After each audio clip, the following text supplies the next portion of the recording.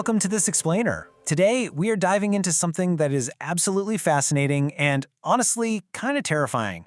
We're talking about a mystery so baffling and so gruesome that for hundreds of years, the world's top scientific minds were fully convinced the human body harbored a deadly hidden danger: spontaneous human combustion. We're going to unravel a mystery that sits right at the chaotic intersection of early medicine, deep-seated fear, and social morality. To really grasp the panic this caused, you have to picture the scenes people were walking into. Imagine it's the 1700s. You're a servant, you open a dim bedroom door in the morning, and you just freeze in absolute horror. What you find is physically impossible. There's a heap of greasy ash on the floor, a few blackened bones, sometimes, bizarrely, just a pair of legs still perfectly dressed in stockings.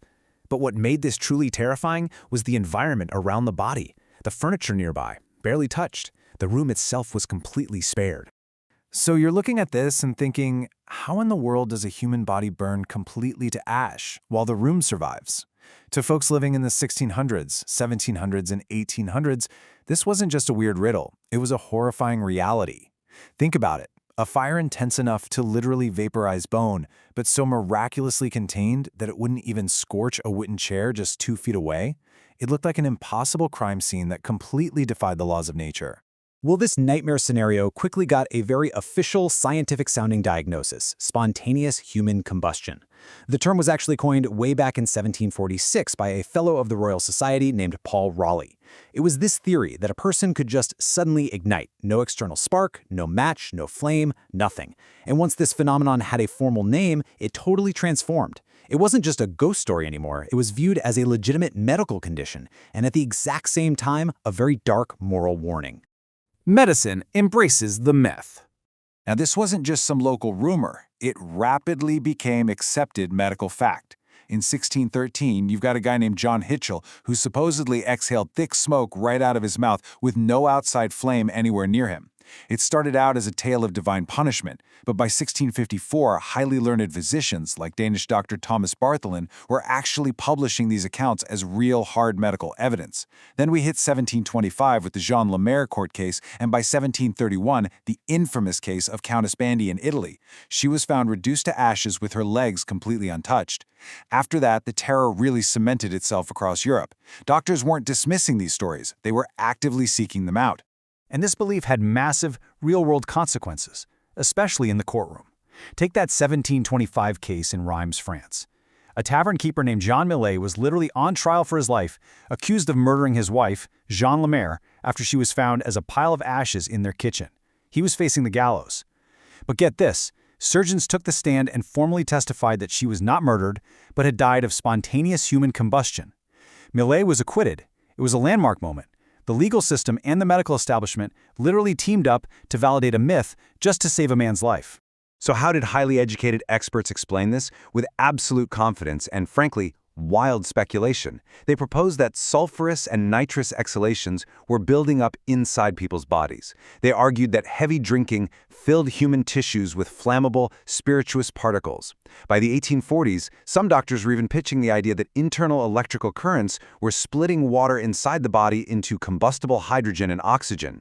You see, they didn't have modern forensics, so they just used the cutting-edge chemistry of their day to build these incredibly elaborate, completely wrong explanations. Blaming the bottle. As doctors dug into these cases, a very convenient and highly judgmental pattern started to emerge.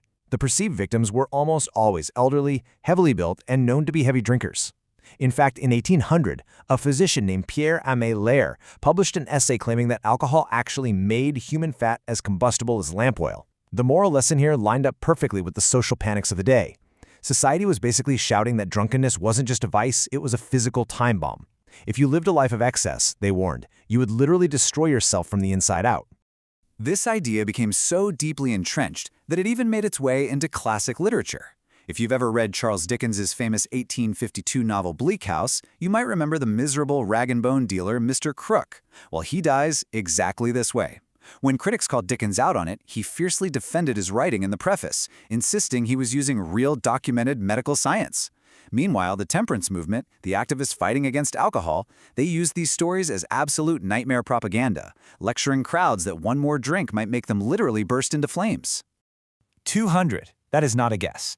That was the number of official reports of spontaneous human combustion filed across Europe and North America by the late 19th century. We're talking cases popping up in newspapers, major medical journals, and official coroner's reports. The sheer volume of these terrifying accounts cemented a deep, lingering dread in the public imagination. People genuinely believed they, or their loved ones, could be next. The forensic reveal. It took a long time, but modern forensic investigators have finally solved this centuries-old impossible crime scene. And it all comes down to something called the wick effect. It's remarkably simple, though, I gotta warn you, pretty grim process. Basically, a small external flame ignites someone's clothing, which then melts their body fat. That fat soaks into the fabric, and it burns very, very slowly. Let's break down exactly how this happens step by step. It always starts simply, an overlooked external flame, maybe a dropped candle, a hot pipe, or a stray ember from the fireplace catches the victim's clothing. This localized heat begins to melt the body's fat. The liquid fat then soaks right into the clothing. It acts exactly like wax soaking into the wick of a candle. From there, the body burns incredibly slowly, often over many hours, at a relatively low temperature. Because the fire is so small and contained, it's basically acting like a slow-burning oil lamp.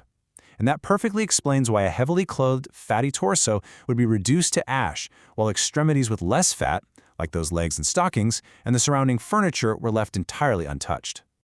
Anatomy of a myth. Looking at the divide between the myth and the reality here shows just how far astray we can go. The myth blamed internal ignition on alcohol, bad habits, and pure sin. It was essentially supernatural punishment dressing up as medicine. But the reality is much more grounded, slow, external burning caused by the wick effect. You see, the real mystery was never that the human body could light itself on fire. The mystery was simply that early doctors and investigators just didn't understand the physics of how a slow-burning, fat-fueled fire could consume a body so completely without spreading to the rest of the room. Ultimately, the real combustion driving this entire phenomenon wasn't chemical at all. It was fueled by fear, limited scientific understanding, and some incredibly harsh moral judgment. For centuries, people looked at these terrible, tragic deaths that they couldn't explain. And instead of just admitting they didn't know, they filled the gaps with theories that validated their own biases about sin and alcohol. Doctors legitimized it with academic language. Writers like Dickens dramatized it, and the public's very real fear gave it lasting power. So, think about it. If brilliant doctors and entire legal systems were completely convinced of spontaneous human combustion for over 200 years, what other impossible medical mysteries of today will be simply explained by the science of tomorrow? It's a pretty wild thought, isn't it? It's a great reminder to always question our assumptions, separate moral judgments from scientific facts, and keep pushing the boundaries of what we understand. Stay curious out there, and thank you so much for joining me for this explainer.